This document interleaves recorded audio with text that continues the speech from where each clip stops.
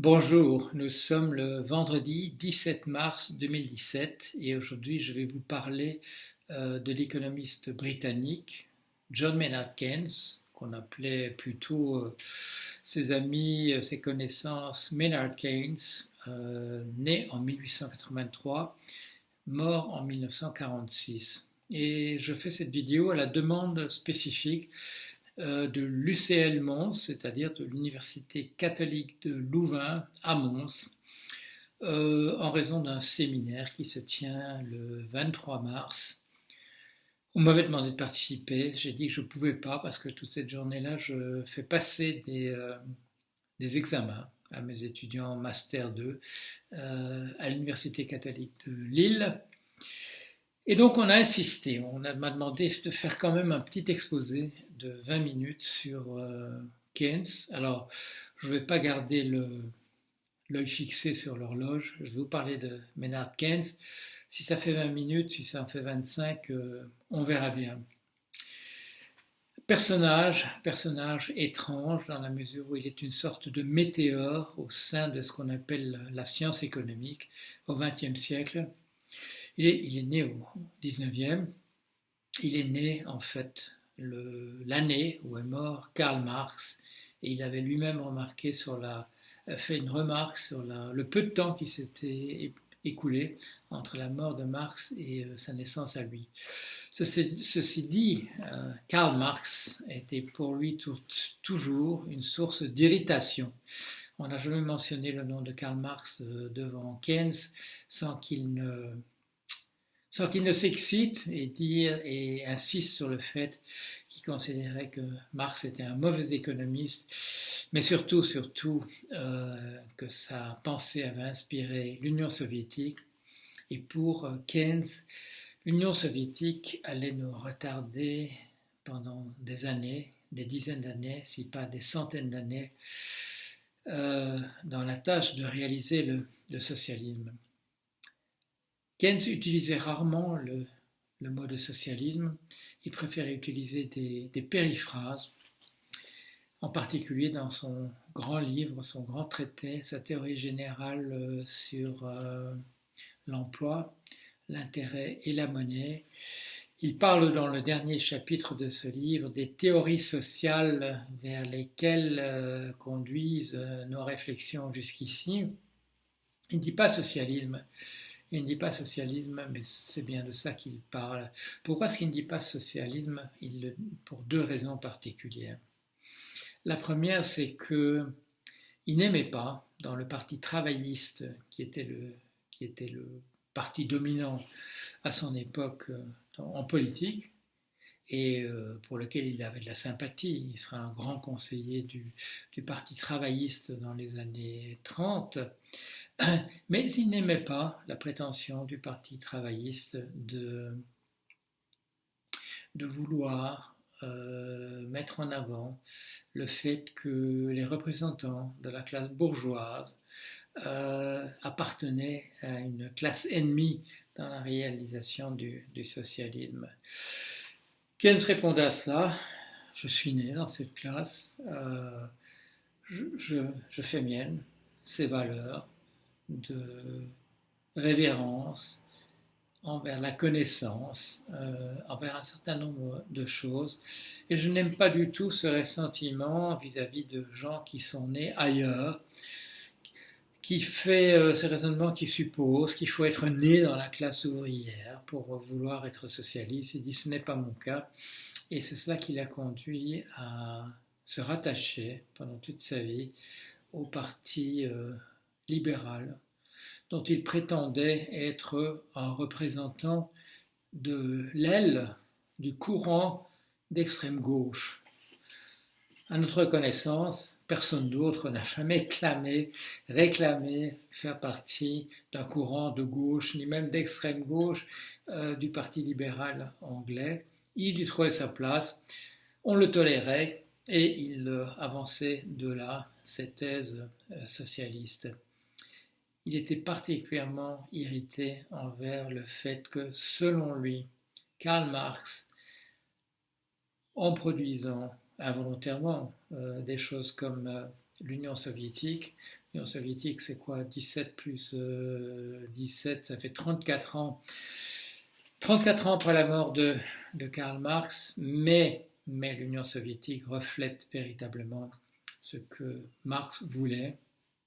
Si les autres membres de l'internationale socialiste ouvrière s'étaient appelés anti-autoritaires, c'est parce qu'ils reconnaissaient dans le courant défendu par Marx, le courant communiste, un courant autoritaire.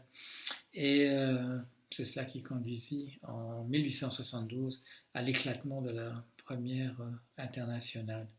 Depuis, les relations sont tendues entre le courant communiste et le courant socialiste, je ne vous apprends rien, et le courant socialiste dans la tradition, peut-être pas ouverte par Keynes, mais dont il parlait, se plaint du fait que de bonnes idées ont été rendues très difficiles à appliquer en raison de la manière dont elles ont été appliquées en Union soviétique et dans certains des pays que l'on appelle socialistes de l'Union soviétique.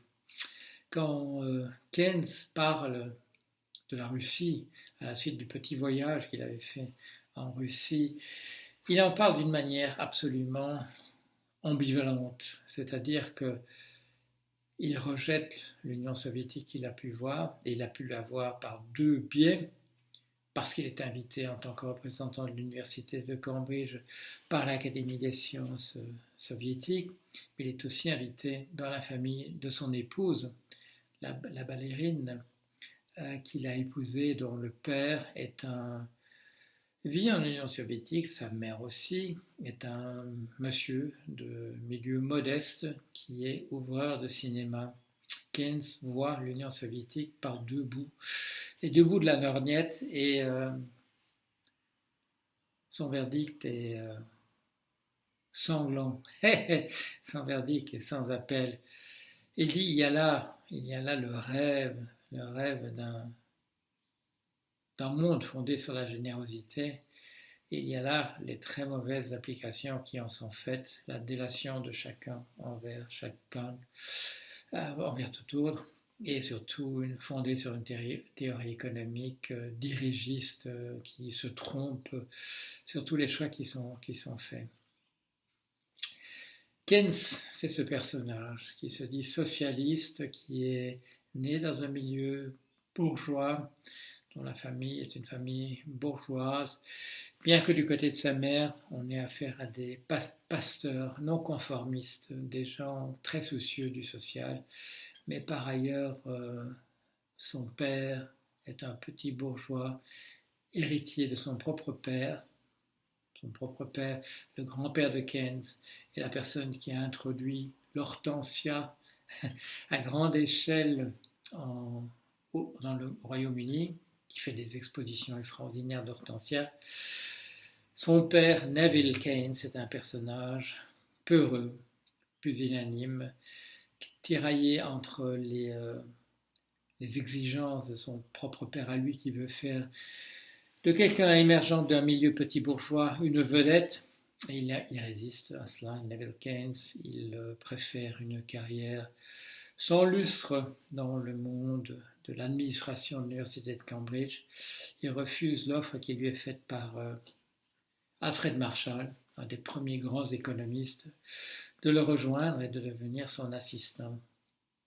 Mais Marshall est un homme à la persistance de long terme. Une génération plus tard, il propose à John Maynard Keynes de devenir son assistant. Le seul problème, c'est que John Maynard Keynes n'est pas économiste.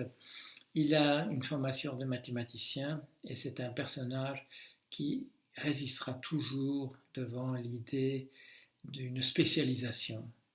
Il se veut un honnête homme, comme on disait pas au Moyen-Âge, à la Renaissance, quelqu'un qui comprend son monde par tous les aspects.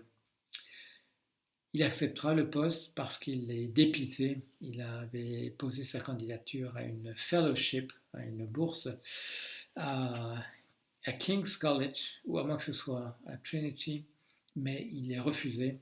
Et à ce moment-là, Marshall se dit que le moment est venu. Il aborde le jeune fils de la personne qu'il avait contacté autrefois et lui dit deviens professeur d'économie. Et l'autre n'hésite pas une seconde, il devient professeur d'économie. Le problème, c'est qu'il n'en sait rien, à part ce que sa culture générale lui a permis de comprendre de l'économie jusque-là. Mais il deviendra économiste. Il en apprendra les rudiments, ce qui lui paraît nécessaire. Et c'est là, paradoxalement, ce qui lui permettra d'être un très grand économiste du XXe siècle. Il ne se préoccupera pas de ce que ses précurseurs, ses ancêtres dans la discipline de l'économie ont déjà conçu comme un savoir, malheureusement déjà très fossilisé, déjà très ossifié, déjà très associé à cette idée qu'un savoir, pour être scientifique, doit être un savoir qui utilise les mathématiques d'une manière extensive. Et en général, on sait ce que cela donne. On utilise les mathématiques bien au-delà de ce qui serait nécessaire, bien au-delà de ce qui serait utile. Et c'est là que les choses accrocheront dès le départ. Parce que Keynes a préparé une thèse de doctorat en mathématiques, qui est le domaine dans lequel il s'est inscrit. Et une des conséquences de son traité de probabilité, qu'il aura terminé en fait en 1914, mais qui ne sera publié qu'en 1921 du fait de la guerre.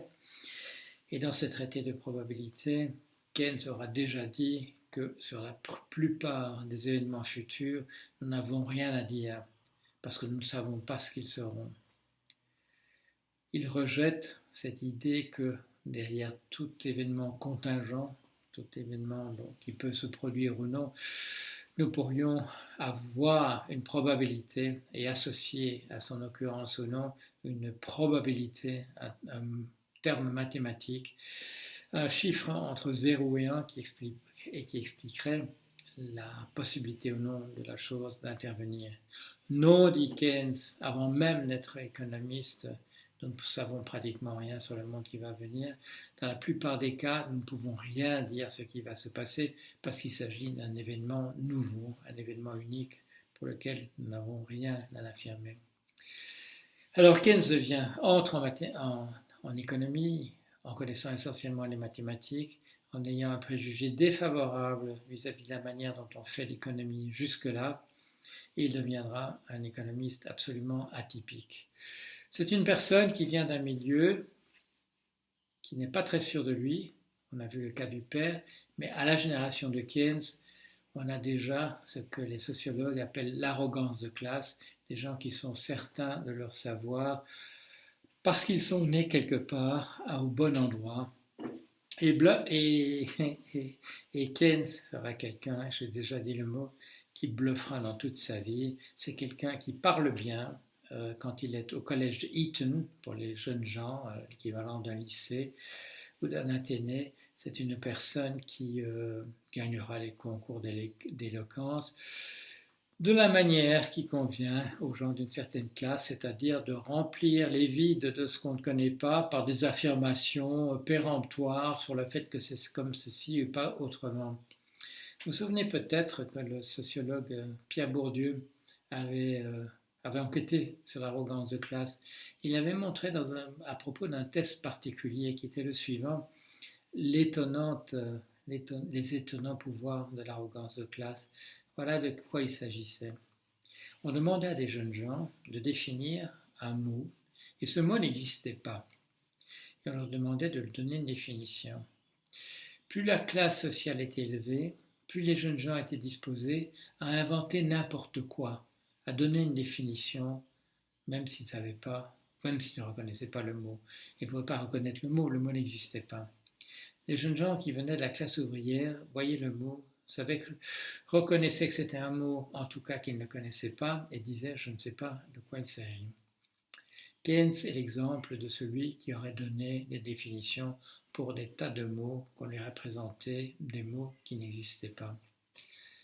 Voilà le personnage. Alors ce qui se passera ensuite, c'est que, à partir de sa méconnaissance de l'économie, il proposera quelque chose de neuf Et en fait, involontairement sans doute, il renouera avec un véritable savoir sur l'économie qui existait avant lui, qui s'appelait l'économie politique. Il y a des très grands noms dans l'économie politique.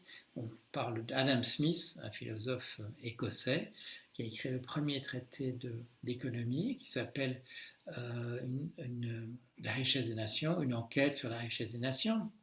Il y a eu David Ricardo au début du XIXe siècle et il y a eu aussi Karl Marx qui se présente en critique de l'économie politique. C'est exactement le sous-titre qu'il donnera à son grand livre Le Capital, une critique de l'économie politique, mais s'il peut la critiquer aussi bien, c'est parce qu'il la connaît excellemment.